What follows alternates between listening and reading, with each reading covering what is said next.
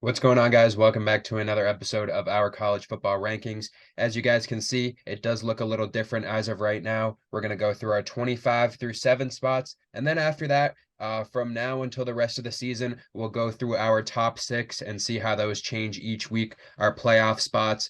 So, starting off, we'll start with the bottom at 25. This week, I have UNC coming back into the rankings at 25. This is the start of the season where there's a lot of top heavy teams. After that, you can make a big argument really anywhere between you can start at 18 through 25. There's a lot of different teams that could be in this spot. I gave it to UNC. I think after USC's loss, I don't think they deserve to be ranked anymore, at least for now. Maybe at the end of the season if something happens, but obviously if they can come out and beat Oregon this week, but as of right now, I think UNC takes that spot. I don't think USC should be ranked. Yeah, and USC is not going to be ranked on my list either. And 25, I do have a team that's coming off an L. I have Notre Dame. I know it's a pretty far fall. That's falling down 15 spots for me in my rankings. I was very high on them earlier, but that loss at Clemson, they were just completely out of it from the moment the game started. They went down early. They came back towards the end, made it look close, 31-23. But Notre Dame came out sluggish, and realistically, a team with 3 losses, no matter how good the losses are, aren't going to be ranked very highly on my list. Yeah, next up, another new team in my rankings at 24. I have Liberty 9-0 to start the season. They've been great, bowl eligible again this year, and probably the best start that they've ever had in program history. A little bit of a newer team coming into the overall scheme of actually being like a D1 FBS team before an FCS team. So now coming back in, they were pretty good when they came in to the FBS to start off, and then they kind of fell down a little bit. Now they're coming back. They're 9-0 this season. So I definitely deserve this team should be ranked. Yeah, absolutely. And Liberty is showing that they're actually a solid college football team past the Malik Willis era. Definitely deserves some respects. But at 24, this is where I have UNC. As you mentioned, they're coming back into both of our rankings. And although they play Campbell, I know that's not a good team. Putting up 59 points at any point this late in the year shows me that at least your offense is top 25 in the country. Their defense, I have my worries. We've talked about it before when they were a little more relevant. But at the end of the day, only 2 losses. And we've seen UNC perform against some of the better teams in the ACC. So I'm going to keep them at 24 this week. Yeah, and another team that you mentioned before, dropping down a good amount. Notre Dame, I have at 23 here. One of those teams that has 3 losses, and if you compare them to a team like USC, who some people have ranked still, I think Notre Dame a much better team up to this point. And with those 3 losses, probably the best 3-loss team in the country, they still do deserve to be ranked, especially above these other teams too. I know rankings are a little different, but like if you compare them to a team like Liberty, obviously they go out there and beat Liberty by a good amount. So I still think they should be ranked as of right now, at least. Yeah, fair enough there. But another team with 3 losses that I have in my rankings this week is Arizona. And Arizona, we talked about them a lot last episode when they weren't even ranked in the first place. They're a team that perennially has these high quality teams on upset watch, and they go out and beat a UCLA team that was ranked last week. So you got to give respect where it's due. I don't think they have the resume to fight with the top dogs, but when you look at the quality wins they have, they have better quality wins than a lot of teams in that 20 to 10 range. They've beat some really good squads, so you got to give them credit where it's due. They beat UCLA, wasn't even really that close for a lot of the game. So the Wildcats, even with 3 losses, find themselves in the top 25. Definitely very interesting. Yeah, and like I said before, not a lot of teams could be able to be ranked with 3 losses. Notre Dame, but I have Arizona here with 3 losses, a little better than Notre Dame. I think only just because of the recency bias. I think you could point out that Notre Dame may have the better wins overall, but with the gauntlet that Arizona just went through, starting with Washington, going all the way through, they lost to Washington by 7, lost to USC by 2. If those 2 games went their way, I don't even know how this team would be ranked. Obviously, that would be a very different story, but a very competitive team. They go out and beat a top 20 team the past 3 weeks in a row. They're going to have a little bit of an easier game this week with Colorado, who's not ranked, but obviously still a tough matchup against Colorado with Shador out there, and then Utah, and then Arizona State to end the season. So if they can continue this, they're going to be looking at a top 15 ranking by the end of the year, especially if they go out and beat Utah. Absolutely. And at 22, I have a team I've been hot on for a little bit at Fresno State. As we mentioned last episode, they were going up against what might have been their toughest matchup left on the schedule with Boise State. Boise State is a pretty solid team, and they took them on the road and they won 37-30. Obviously, a high scoring game. And I've just been impressed with what Fresno State's been doing this year. I know a lot of lists won't have them on there, but I think the Bulldogs offense is able to keep up with some of these high powered teams. And realistically, in the conference they play, there's not going to be a lot of elite defenses you find. So a lot of the games go to shootouts with high powered offenses. And Fresno State has proven that they're able to put up as many points as it's going to take to win these close games. So I give them credit here. And if they win out the rest of their schedule, they're definitely going to be in the college playoff rankings going down the stretch. And they're 100% going to find their way in my rankings for the upcoming weeks. Yeah, and another team kind of in this same area. I have James Madison here at 21, moving up again. Like I said before, as long as they can continue this run that they're on right now, win out for the rest of the season. I know they can't technically be ranked in the college football rankings just because of the transition period, and they have the rules against that transitioning, but they're going to be on our rankings, so I have them here at 21. Yeah, and they're going to be on both of our rankings. I have them in 21. It's disappointing with the eligibility rules, how they can't be ranked by the College Football Playoff Committee. But regardless, they are one of the top 25 best teams in the country. If not, they have the resume for it. And as we mentioned, we got to give credit to these undefeated teams, at least some of them at this point. And James Madison looks like the best one when it comes to these lower level non-Power 5 teams. So they got a big win against Georgia State, obviously put up 40 points, as I mentioned. Any high scoring outburst this late into the year is pretty impressive. And we saw a lot of them from the ranked teams this week. So James Madison looks legit. And once they are eligible, I think they're going to be a team that's fighting for pretty big bowl games down the stretch. Yeah, definitely a team that could be in that same area that we see with Liberty this year. Next up, starting the top 20, I have Kansas here, moving up a few spots. They came out this weekend. They beat Iowa State by 7. Iowa State, a pretty competitive, good team throughout the season. So another good win for their resume. And as they continue to go through the rest of this schedule, they're going to go up against Texas Tech this week. Texas Tech has been competitive this year, too. Besides that, they have Kansas State and Cincinnati. So they could easily look to make a run in the Big 12. I know there's a lot of shakeup in the top with Oklahoma, Oklahoma State. Obviously, Texas lost earlier in the season, so they're not bulletproof. So there's still a lot to talk about with these teams, and Kansas is still definitely in the running for now. Yeah, and at 20, I have Missouri. Obviously, they take a big fall back, and that's a little bit tough when they played a team as good as Georgia, which we didn't expect them to be. Not to mention, they're pretty competitive. I mean, 21-30 is a pretty solid score, and Missouri have their moments where they looked like they could keep up. With that being said, I really haven't been on Mizzou's side most of the season. I don't really think they're incredibly legit. I do not think they're one of the best teams in the SEC. So seeing them fall to a team like Georgia, although expected, kind of solidifies my point here that I don't think they're necessarily as competitive as some may say they are. I like Missouri. I think they do a lot of things well, but we're just looking at my list of the teams I have in front of them. I don't think they stack up with a lot of these guys. So I have them at 20. It is pretty low. I acknowledge that, but with some bigger SEC games down the stretch, they could boost their way back up. So although I'm not totally out, I wouldn't necessarily invested in them either. Yeah, a team in that same kind of area right now. LSU at 19 here, they dropped down a good amount after they lost to Alabama. A close game for most of it. Jaden Daniels got hurt after that. They were down by 2 touchdowns at that point, so an outside shot, but that kind of sealed the deal for them. They did play very well to start off, but they just couldn't get over Alabama. That defense from Alabama, very good in the end, and it came out and they showed that tie game at half. And Alabama just came out in the second half and played like the better team. Malik Neighbors with 170 yards, though. I mean, he was fantastic. Jaden Daniels had 163 rushing yards, 200 passing yards. And we'll talk about Alabama a little bit later, too. But LSU drops down with 3 losses. I know I said before there's not going to be very 3-loss teams.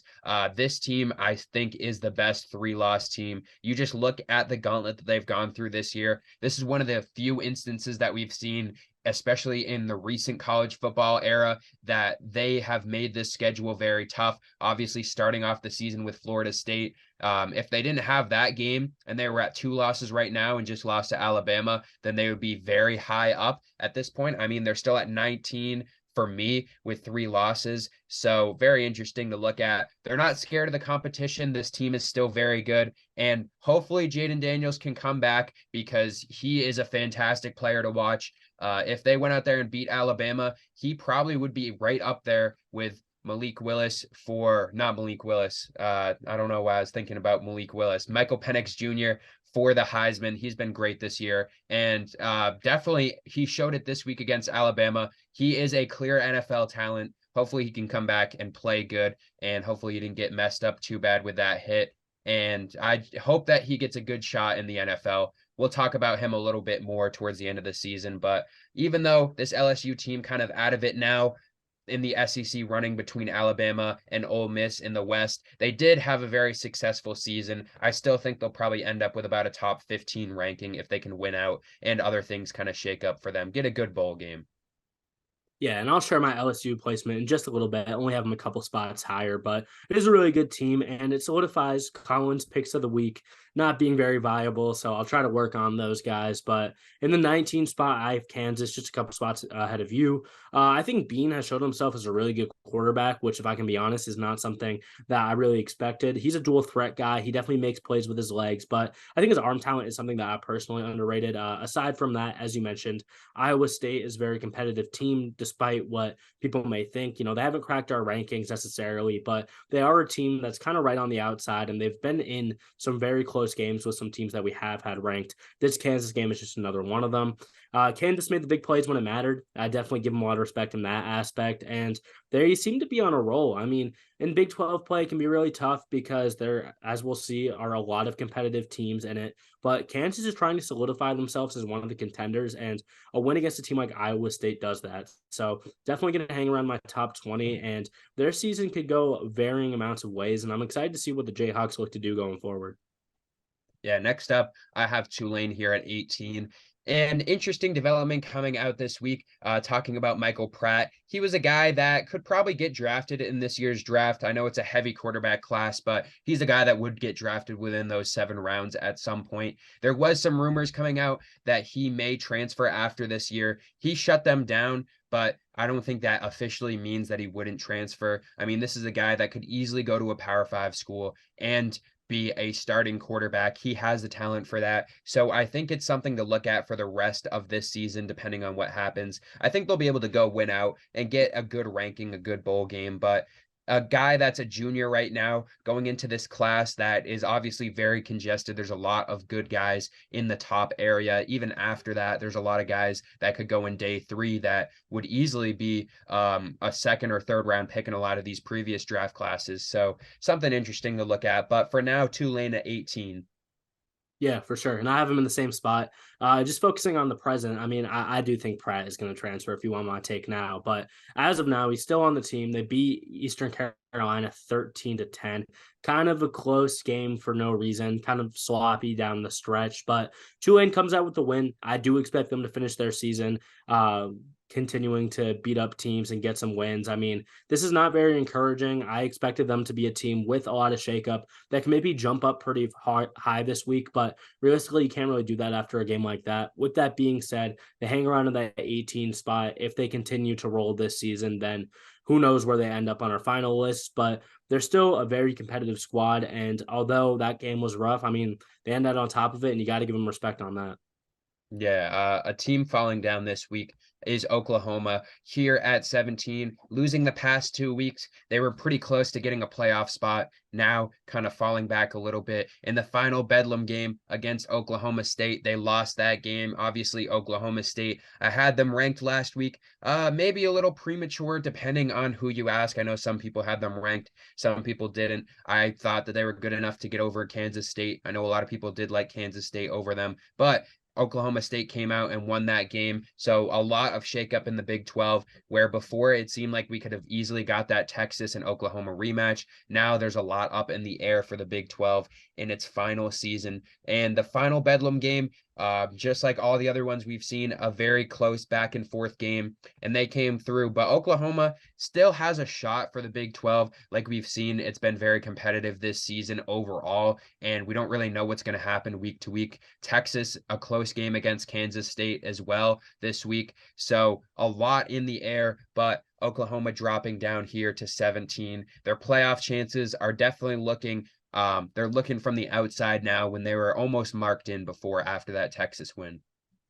Yeah, definitely an unfortunate turnaround for their season. At 17, here's I'll have where I have LSU. Obviously, I expected them to win last week against Bama. It did not go that way.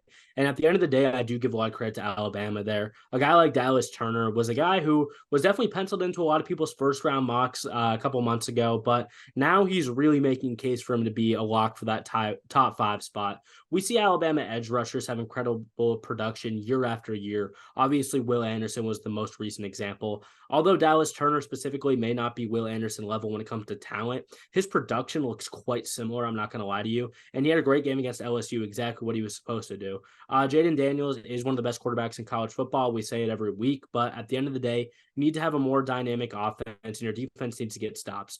Jalen Milroe looked like he was on his game for Bama, but LSU just couldn't put together a full game. And of course, as you mentioned, when Daniels went down, that kind of sealed the knot there. So they fall to a rival. Definitely going to be tough. Something I didn't acknowledge last week that definitely could give Bama some more credit to. Nick Saban has never lost to the same quarterback in back-to-back years. Jaden Daniels does not break that stretch, and Bama obviously comes away with it. I still think LSU is very competitive. Obviously, we're this late into the season. I have a 3-loss team in the 17 spot, so I do have some high hopes for the rest of their campaign, but they went down. It's a tough one, but I do think LSU fans should be happy that you're still showing flashes of that top tier talent, even going against a very rigorous schedule.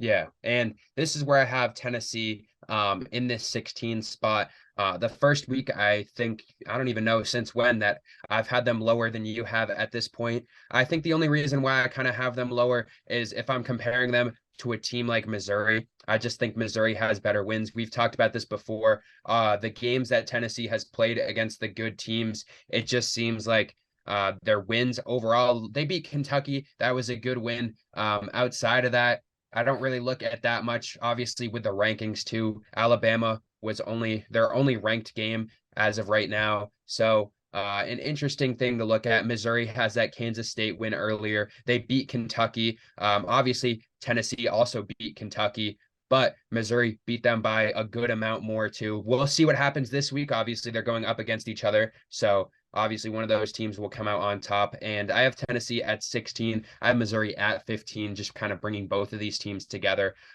Even though Missouri lost to Georgia, the number 2 team in the country for some people, still, we'll see where I have them this week. But I still think that a 9-point loss against one of the best teams in the country doesn't really move you down that much when you have 2 wins and or only 2 losses on the season, that and LSU, and you have some ranked wins already. Yeah, fair enough there. At 16 is where I have Oklahoma. Obviously, we've been talking about it. Took a loss against Oklahoma State in a very big rivalry game.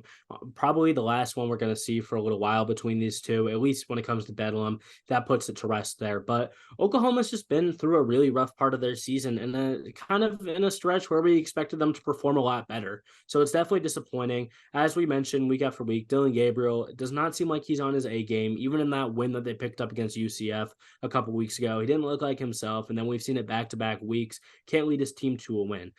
There's just not a lot of continuity with that Oklahoma team. They brought in a lot of new guys this year, as college football teams obviously tend to do, but they didn't have a lot of returning starters and didn't seem to affect them earlier in the year, obviously picking up a big win against Texas. But I really think we're starting to see it now. When there's injuries, when there's tribulations, Oklahoma has had to fill in the gaps with some guys that don't necessarily have the experience that you'd hope for at this point of the season. And I think that was a determining factor going up against Oklahoma State. Oklahoma State, as you mentioned, a very good team. You beat a lot of guys to the punch. You had them ranked last week. I know a lot of people didn't, but still, in a rivalry game like that, where your season's pretty much on the line, if you're the Sooners, you can't lose that game. And that's just what happened here. So definitely on the outside of the playoffs, and did not expect to have a team like Oklahoma State ranked higher than Oklahoma a couple weeks ago, but that's just the reality we're in right now. Yeah, I have Missouri here at 15. I talked about them a little bit before. Going up against Tennessee this week. Tennessee is the favorite by 1.5. I think it'll be an interesting game to look at. Obviously, the Missouri offense is not as good as the Tennessee offense, that high-powered offense overall. But we've seen some pretty good quarterback play from Brady Cook this season. Joe Milton has played well. but there has been games where he hasn't performed that well. Obviously, before talking about Tennessee's red zone offense, if Missouri can go out there and stop them on a good amount of these drives, then I think they could go out there and win. It's going to be a 1.5 point spread as of right now. So obviously a very close game. And we haven't seen Tennessee play Georgia. We just saw Missouri play Georgia. So I guess we don't really have an exact metric to look at. The only thing, common opponents recently is Kentucky, and Missouri beat them by a little more than Tennessee. So it is what it is. Both teams on the road. You can bring that in if you want. I think Missouri will probably come out here and win the game. We'll see. If you give Tennessee the lock of the week, I think we can give Missouri the win, but we'll see if you decide to predict that game for all the Missouri fans out there. I'm gonna wait a little bit. I don't want to say anything yet. At 15, I have Oklahoma State. This one's very simple. They passed the eye test and they beat Oklahoma. They were a team right on the fringe for me. If I had a full, top 100 last week, you would have seen Oklahoma State at 26, right on the outside for me. And they go in, they get a really impressive win. Obviously, in a rivalry game, these are the type of games we see maybe lesser opponents go out and win on some fluky stuff, but that's not how I see Oklahoma State. I think Oklahoma State looked composed. Their defense stepped up in big spots. I think they got big stops on second and third down that led to them being able to get the ball in their offense's hands, which eventually obviously got them enough points to seal this game up. So a lot of respect to the Cowboys there. I don't necessarily have a ton of faith in them going forward. I know that's hard to say about a team I have in the top 15, but they just have some really hard games, and we haven't seen them perform consistently at a top tier level throughout the season. I hope they prove me wrong there. Obviously, I'm going to give them credit and have them in my top 15 till this point, but we'll see how the rest of their season shakes up. Could go a lot of different ways, but when you beat a team like Oklahoma that we both had in the top 10 range, going to have to put you up pretty high. So 15 is the spot for them. Yeah, next up at 14, I have Utah here, going up against Washington this week. Kind of previewed this game a little bit before. You're going up against the Heisman as of right now with Michael Penix, and this Utah team's offense just hasn't been that great. I don't really know who's going to go out there and guard Rome Odunze, who's been fantastic this year. So I mean, the spread's at 9 right now. I do think that Washington is going to go out there and beat them by a lot. I think the 9 point spread, I would probably take that plus a little more. I just think this Washington offense is far superior. I know the Utah defense has been good, but I just don't think that Utah's going to really be able to do that much in this game. But Washington has played close against a lot of their opponents this year. I know a lot of people kind of put that as a knock against them compared to other teams like Florida State. But they came out here, and even if they play these close games, they've won every single game. They have a 9-0 record. So how they win these games doesn't really matter in the end if you do win. Obviously, they beat USC last week by 10, so another good win on their resume. Beating Oregon by 3, I know that's a close game. Stanford by 9, Arizona State, but they come out and they win all these games. So in the end, an offense, obviously they were putting up 60 points earlier in the season. They've toned it down a little bit. 52 this week against USC, so kind of coming back a little bit, and they're going up against Utah and Oregon State. But for now, I think this Utah team, I have them here at 14, and I do think they've had a good season, but this will probably be the last time. They could be ranked next week, but the last time that I think they'll be in the top 15 for now. Yeah, I mean, definitely. If they catch a big out of Washington, you could move them down pretty far. But at 14, a team I've been moving up, obviously my favorite team, Tennessee. They beat UConn 59-3. That's exactly what you hope for. UConn obviously not very competitive in the college football scape right now. And Tennessee having a weird stretch of their season, get a big win there. It's nice to see, but the task at hand is Missouri. So with that being said, Missouri fans rejoice. I am going to give Tennessee the lock of the week. I think what this UConn game showed me was not necessarily that Tennessee's offense was incredible. They played against one of the worst defenses in the country. What it showed me is that when the playbook is open, Joe Milton plays at a very high level of football. And that's just something we haven't seen. That was the biggest factor in that Florida loss, especially. Against Alabama, it was tough because you go against one of the best defenses in the country, and Joe Milton looked a little shook at times because the offensive line simply didn't give him enough time to work on certain plays. So that's one thing. In the Florida game, I attribute the loss directly to the play calling. You can't run the ball on first and second down and then throw a screen pass on third down. It's not going to lead to winning football. And in this UConn game, it showed me, even with different quarterbacks like Nico coming into the game later, that the playbook is getting more open as the season progresses. And against the Missouri defense that does have some playmakers on it, that's what you need to look forward to. Obviously, Tennessee's defense is going to need to step up. I like Cook as a quarterback from Missouri. I think he could probably go out and have a good game. But one of the topics I mentioned in the last couple episodes was that Tennessee in the past had lost to teams with quarterback performances that were good. I mean, I talked about the Spencer Rattler game, but as we saw in the Kentucky game, as I mentioned, Devin Leary had himself a game, and Tennessee's defense still came up clutch enough, stopped the run, and made good plays in the secondary when it really mattered in that fourth quarter, where they got the win. I expect hopefully something similar against Missouri. That spread is really close. So, obviously I would ride Tennessee money line straight up.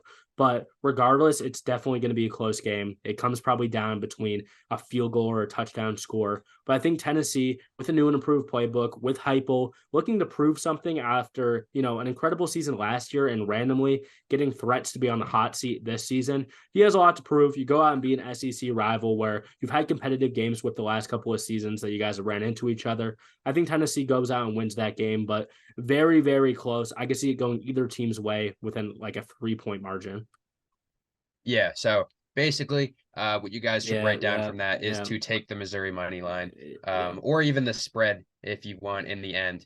Next up, though, Oklahoma State with the biggest win of last week, moving up 12 spots for me. I had them right on the edge at 25, and they come in now at 13, coming out, obviously beating Oklahoma, a massive game, like I said before. The final game of the Bedlam matchup that we've seen over the years, Oklahoma moving to the SEC. So, kind of interesting to look at too. I'm glad that we got a final game being this competitive in the end. I remember watching all these before, obviously with Baker Mayfield, with Kyler Murray, with the stretch of the Heisman quarterbacks that they had during that whole run in the late 2010s. But now we're not going to see this every year like we did before. Hopefully, they figure out a way to schedule these matchups, though, just to see it at least every few years. In the end, though, Oklahoma State coming on top, and they're right back in the race.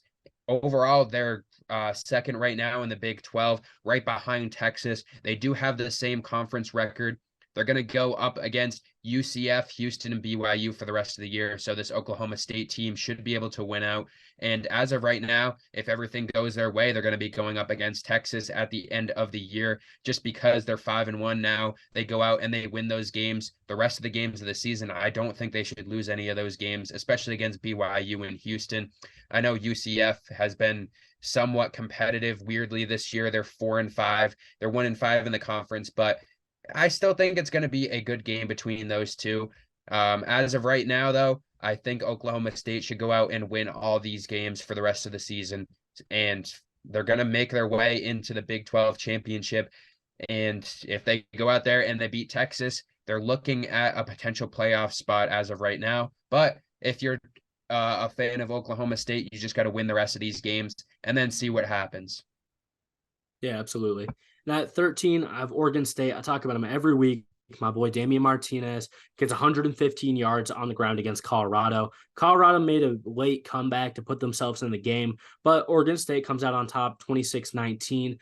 They looked really good in times. I think this Oregon State team has a lot of situations where they have one drive where they look incredible, one drive where they look lackluster. So when it comes to being a legitimate playoff contender, I think obviously aside from their resume just not being good enough, that's definitely something that would keep them out of that contention. With that being said, against a team like Colorado, their defense is very hit or miss, so they figured it out towards the end. I think DJ looked great. As I mentioned, Martinez looked great. And although Shedeur Sanders is one of the best QBs in the country, Oregon State found a way to keep them bottled up for the most part, not even being able to put up 20. That's no knock on Shedeur. It's just this Colorado team, realistically, with the lackluster defense that they have, especially in the trenches, probably need to put up 20 or more a game to go out there and get some wins. But Oregon State looked really good. I know they get a huge boost in a lot of people's lists with a lot of shakeup in front of them, but I've always been pretty hot on them. They don't jump up too far on mine. I even have them a little lower than some might, but I mean, with all that fluff out the way, Oregon State is a really good football team. Obviously, they're competing to be one of the most legit teams in the Pac-12, so their season has gone a lot better than some may have expected, including me. I really like the Beavers. I think they go out and end the season strong, and they could legitimately be a top 10 team in football pretty soon.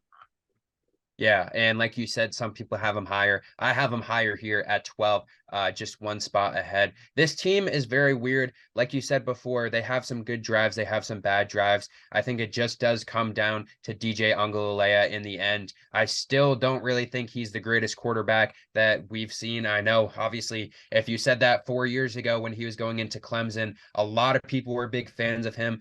I never really understood the hype. I know he's at Oregon State now and they've been good. They're just a weird team to watch. They're very good, but it just seems like, especially in the instances now with teams that are very good, especially within the Pac 12 that have really high powered offenses, Oregon State really isn't one of those. They just figure out how to win these games and they're 7-2 at this point. And a little bit surprising, I think, for a lot of people, including myself. I didn't think they would be that good this year with DJ at quarterback, but he's been able to do exactly what he needs to do. They're at 12 now. I do think obviously an outside shot at a Pac-12 championship. I don't really see anyone coming close to Washington and Oregon, two of the best teams in the country. I would even throw in, I know USC is above them in the rankings right now. I think if those two teams played right now, it would be a close game, even though USC obviously losing those games, but they still have Caleb Williams in the end. They're going to have a tough stretch at the end of the season. They're going to go up against Washington and Oregon to end out the season. So, like I said, this Oregon State team has been good, but with 4 losses at the end of the season, if they lose to Washington and Oregon, they could easily be out of the rankings. Yeah. And at 12, I have another team in the Pac 12. I have Utah. I'll keep it pretty simple. I mean, they just beat Arizona State 55-3.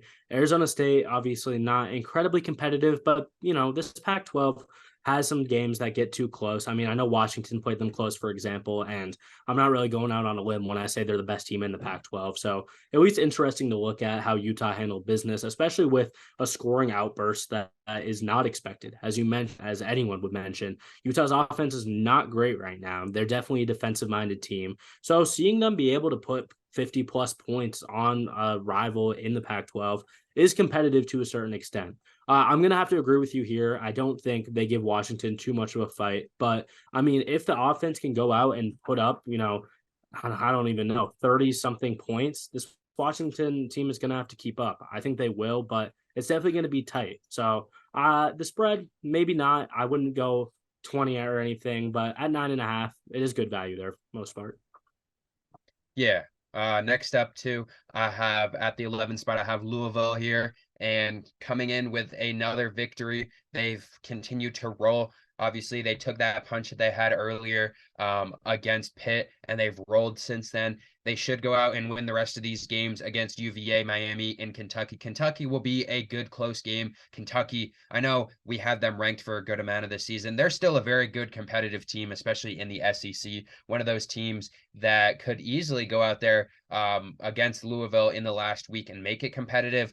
For now, I think they're pretty much locked into the ACC championship against Florida State. I do think they need to continue to win, though. If they lose that Kentucky game, even if they get into the championship, it would be very tough to convince the committee that a 2-loss ACC Louisville championship team should go out there into the playoffs. But if they continue with only 1 loss and they beat Florida State, I think that's a pretty much almost a guarantee to make it into the playoffs. For now, though, they're at 11, sitting on the outside edge.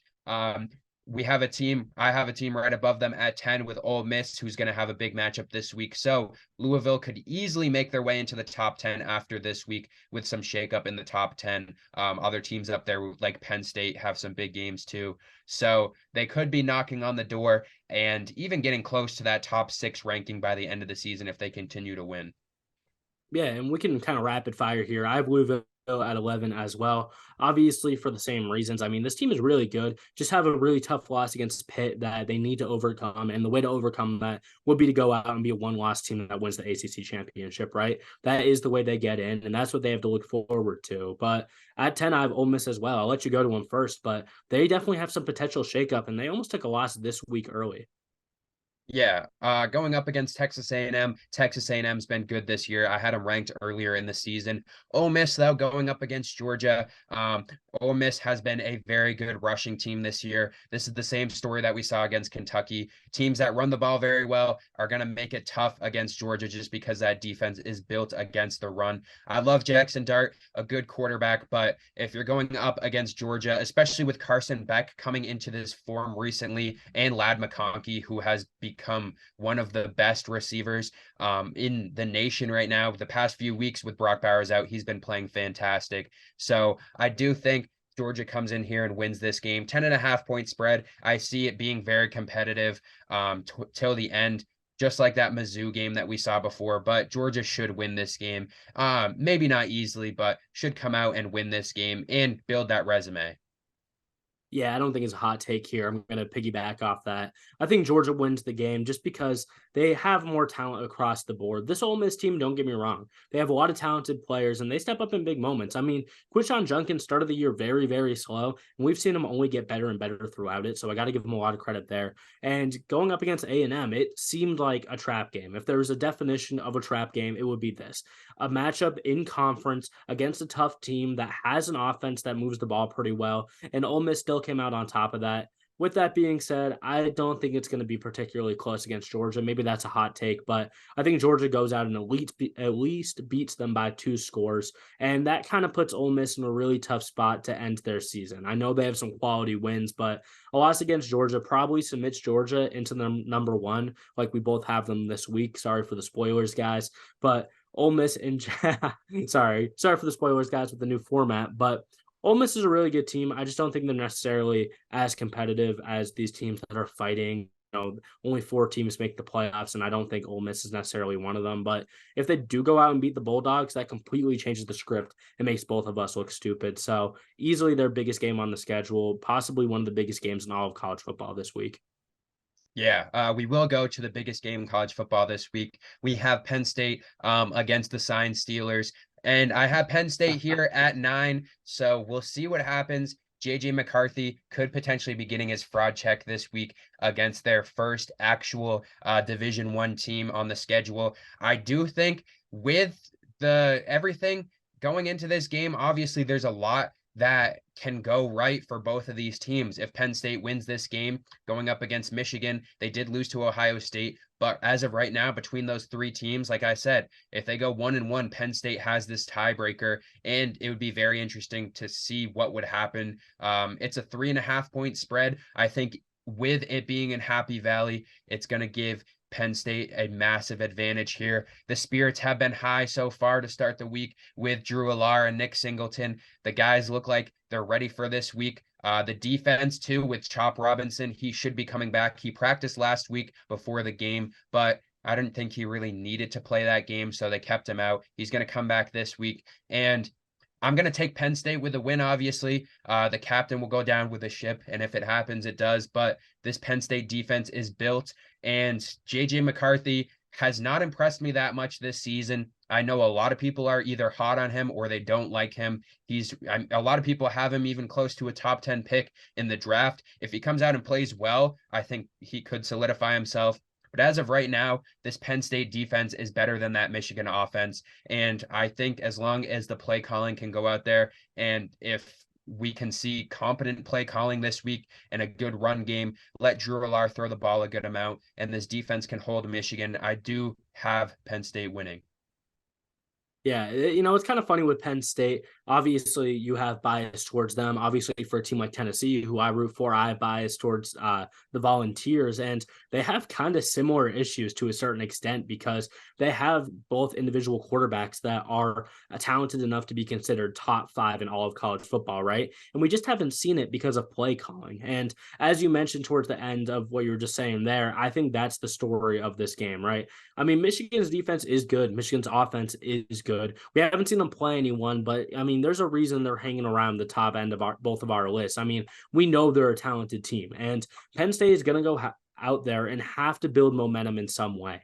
I was very encouraged by this Maryland's game. Obviously, you can kind of gloss over it. We talked about it last episode. I mean, it would have been very poor if the Nittany Lions glossed over this Maryland game and kept it close. Instead, they go out and drop 50 on them, hold Maryland to only 2 scores. I mean, that's really, really impressive. So I think that definitely builds momentum to a certain extent. And this Michigan team, I mean, is there a world where they start out slow when they have to go against, as you mentioned, the first competitive team they've really had to play all season? I think that could definitely happen. I do think Michigan is the better team. I don't think that's necessarily a super hot take, but if Chop Robinson is at full health, if he can play all the snaps that he usually would play, I think it's going to be a defensive battle we see.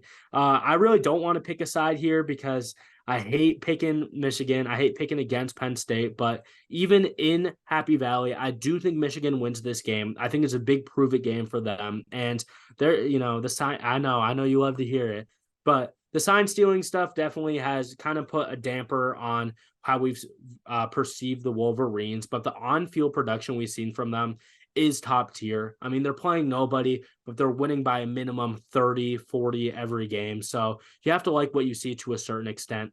With that being said, I think everyone can rest assured, my Penn State fans that I know, including Banning, that Penn State now might be the lock because I think Michigan's going to win, but we're going to have to see it play out. I do think that is the best game in all of college football this week. So very excited for it. Yeah, and next up, I'll just group these last 2 teams, 8 and 7, the last teams before the top 6. I have Oregon and Alabama here. For the past few weeks, I've had Oregon above Alabama. But this week, after Alabama went out there and beat LSU, I am going to give Alabama their props for the first time this season. They came out, they did impress me this game. Jalen Milroe did exactly what he needed to do. I know it's becoming the popular take now that Alabama is going to go in there and beat Georgia in the SEC championship.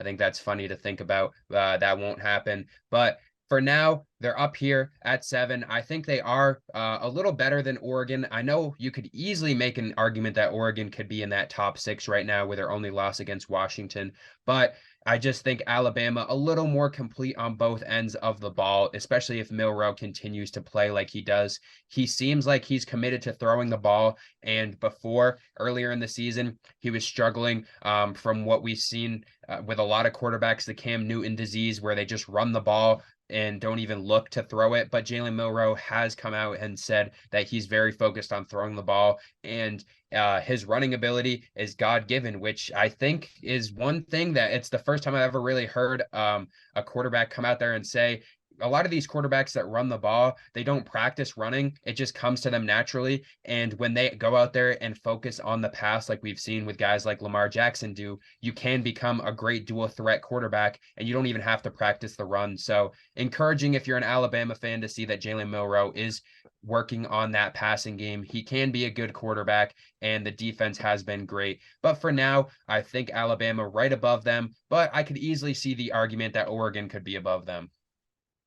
Yeah, and I'm going to group Oregon with a different team here. I have Texas at 8 and Oregon at 7. So we'll get to my Alabama rants later, clearly. But Texas goes out and beat Kansas State, who I know the AP had ranked, the college football playoff had ranked, but I didn't. It's still a good win, but having to go to overtime in a game like that, where you honestly should have had the reins in it, is a little bit scary. I know it might seem a little bit drastic to drop them a couple spots because, they did beat a ranked team by most accords. I get it, but I really wasn't fully impressed with what I saw. So they fall down a couple spots, especially when a team like Alabama and even a team like Oregon has an impressive win.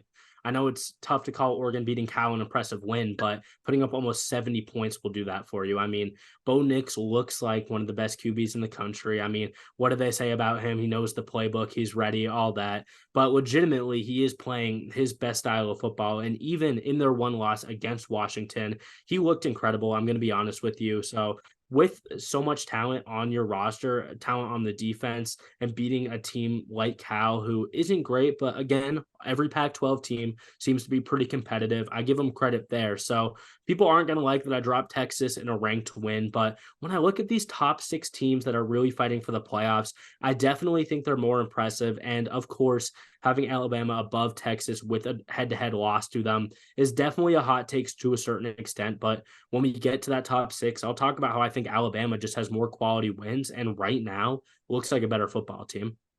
Yeah, and starting off that top six, I have Texas here in my sixth spot. The first two out, I have Texas here.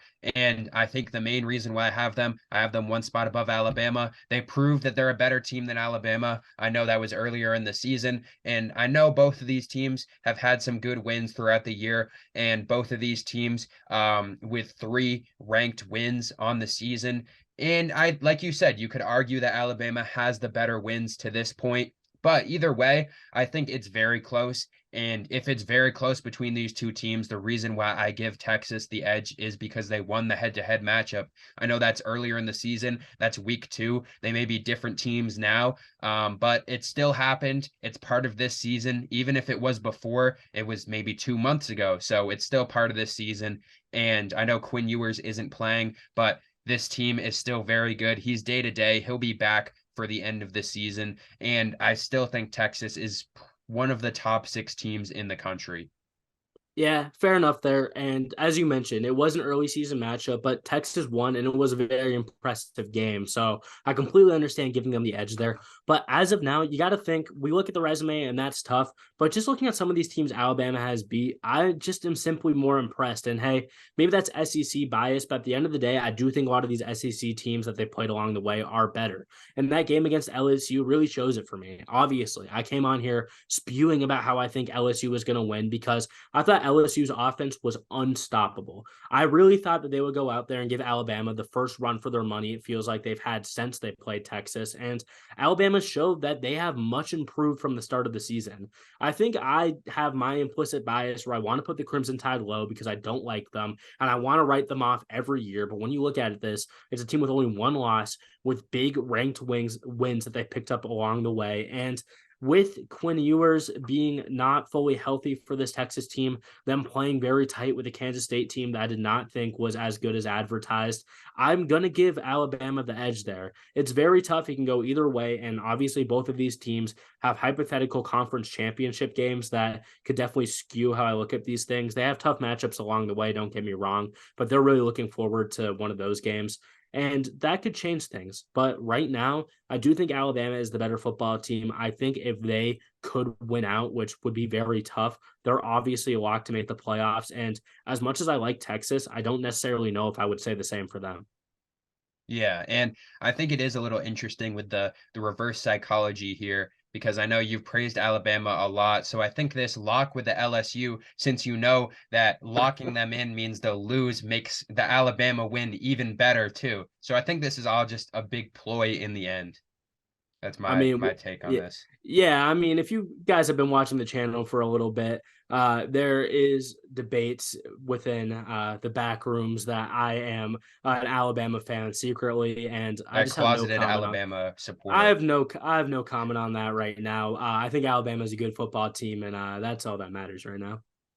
Yeah, and I mean, next up too, we have another switch between these two teams. I have Washington at 4 and Florida State at 5. So, especially too, after that last thing you said about the resumes, the reason I have Washington above Florida State is because of their resume. I think that win against Oregon is a better win than Florida State's kind of marquee win against LSU. Their only other ranked win was against Duke, and we just saw Washington get their second ranked win against USC. Obviously, they're going to go up against Utah and Oregon State the next 2 weeks. So I think it is interesting. They do have Arizona too, who they beat, whose Arizona is ranked now. So I guess technically, however you want to bring that in, another ranked win. They weren't ranked at the time, but ranked now. So I do want to hear kind of the reasoning behind having Florida State above them, because I do know there's a lot of people too, including Booger McFarland, who thinks that Florida State's the best team in the country. Yeah, and this one is very tough for me. I'm not going to lie to you. Last week, I switched Florida State and Washington after having Washington above them for quite a while. And as much as I was really impressed with that Washington game against a team in USC, which I still had ranked at the time, I do have to keep Florida State above them. And I know that's tough, but Florida State has done everything they've had to do. And Although beating Pitt 24-7 isn't this incredible feat, they did it without Keon Coleman and Johnny Wilson, which shows me that this team at least can make plays down the stretch when it matters.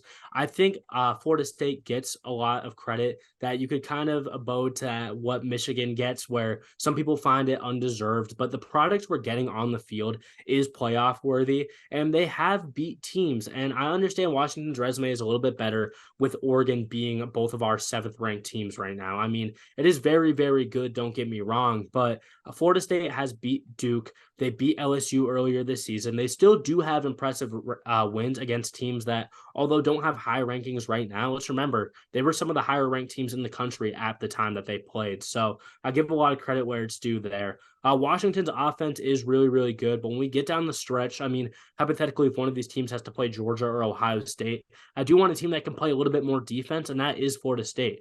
I don't give Washington too much fault because they do have playmakers. Felix Azuma is great off the edge. Obviously, had an incredible game last week, picked up 2 sacks. But Florida State altogether puts forth a better effort on that side of the ball, in my opinion. So maybe I'm foreshadowing a little bit. Both of these teams are going to have to compete with the best of them in their respective conferences, being the ACC and the Pac-12.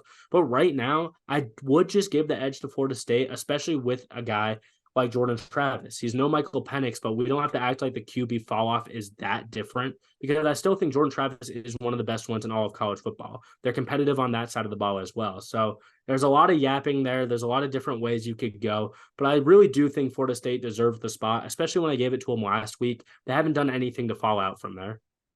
Yeah, I think it'll be interesting to see what happens. Obviously, Washington going up against Utah this week, Florida State going up against Miami.